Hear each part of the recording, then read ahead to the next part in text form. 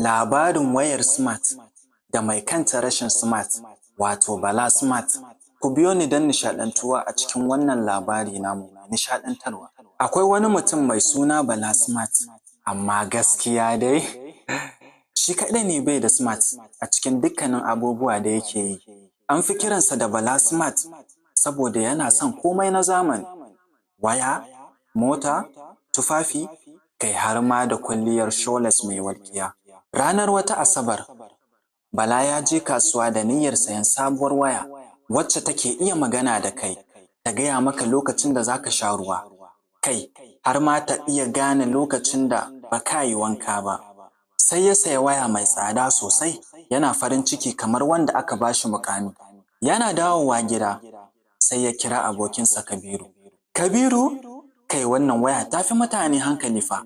Idan na ce hi phone, sai ta ce, yes Bala, how can I help you? Kabiru ya ce, kai Bala, ka kula da ita fa, kar ta fi ka hankali, ta fara koyar da kai yadda za ka rayu. Bala ya ce, ai ni ne na fita, ni fa mutum ne, ita waya ce kawai. Washe gari da safe, Bala yana tuki yana shan kofi, ma'ana shayi. Sai warsa ta yi magana, gargaɗi, gargaɗi, kada ka sha kofi yayin tuki. Bala ya ce, ke ai ba keke bace ba, me zai hana ni in sha? A cikin dariya, sai ya fesa kofi a jikin rigarsa, sannan ya ce da wayar, kin ga ko? Duk saboda kina tsoma baki. Kafin ya gama maganar, sai ya yi karo da keken ice cream. Yara suka taru suna dariya. Ɗaya daga cikinsu ya ce, kai Bala, wayarka ta yi smart break fa. Bala ya fito yana share ƙura, yana cewa, wayata ce ta bani tsoro. Na fita hankali fa, amma wayata ce da muryar robot. Wani daga cikinsu ya ce, haka kake faɗa akai-akai dama. Jama'a suka fashe da dariya. To ga dare ya yi. Bala yana gida, yana so ya kira budurwarsa Rabi. Sai ya ce, hi phone, kira min Rabi mai kyau. Wayar ta amsa da murya mai natsuwa. Kana nufin Rabi mai kyau ko Rabi mai basira?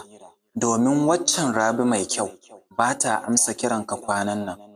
Bala ya tsaya shiru yana cewa, kai, ki har kin san irin matsalolin soyayya ta? Wayar ta ce, na lura kana kiranta sau 12 a rana, amma ba ta taɓa amsawa ba. Bala ya fara jin kamar yana rayuwa da tsuntsu mai leƙen asiri. Wata rana, Bala ya shiga ofis ɗinsa, yana son nuna wa abokansa sabuwar app ɗin da wayarsa take da ita. Sai ya ce, kun gani? Wannan app ɗin tana gaya maka ko kana cikin walwala ko damuwa. Sai ya ce ma wayarsa, hi phone, yaya yanayin zuciyata a yau? Wayar ta ce, zuciyarka tana cikin damuwa saboda baka da kuɗi.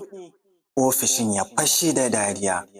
Wani ya ce, kai Bala, har wayarka ta san kai talaka ne?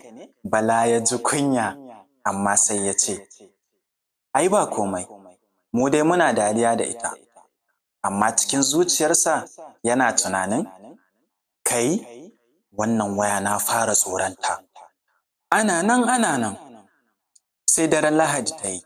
Bala yana cikin bacci, sai wayar ta haska kanta ta ce, Bala, ka manta caja. Bala, ka manta ka kashe gas. Bala ya tashi daga bacci yana ihu. Cikin firgici ya ce, kai, wayata ta fara duba ni kamar likita. Da safe sai Bala ya ɗauki wayar, ya nufi kasuwa yana cewa, don Allah a sai min tsohuwar waya, wacce ba ta magana, ba ta kuma lura da yadda nake rayuwa. Mai sayarwa ya tambaye shi, me ya faru da wannan sabuwar? Sai Bala ya ce, wayata ce ta fi ni hankali, ta fi ni sanin cikin raina. Na gaji da zama a ƙarƙashin wayar da ta fi ni basira. Aiko daga ranar, Bala ya koma amfani da waya mai button, yana cewa, yanzu ni ne smart, ba wai wayata ba. To masu saurare, ina fatan kun nishaɗantu da wannan labari na smart, wato Bala Smart. A wannan gaba ne muke ce maku labarinmu na Bala Smart ya kawo ƙarshe. Shin, Wani darasi ka saurara a cikin wannan labarin? Ku ajiye mana a comment section. Sannan, nema ga darasin da na hankalta a cikin wannan labari. Kar ka bari fasaha ta mallake ka, ka zama mai amfani da ita, ba ita ce za ta kasance tana amfani da kai ba. Domin, ko da mutum ya sayi smartphone, idan bai da hankali, to wayarsa ce za ta zama mai hankali, shi kuma ya zama ƙaramin app a rayuwarsa. Kamar Bala Smart. Mun gode, ku yi subscribing wannan channel namu mai suna Amsrap. Mun gode, sai kun ji mu da sabon labari mai nishaɗantarwa. Ku bi mu a koda yaushe, kar ku gaji.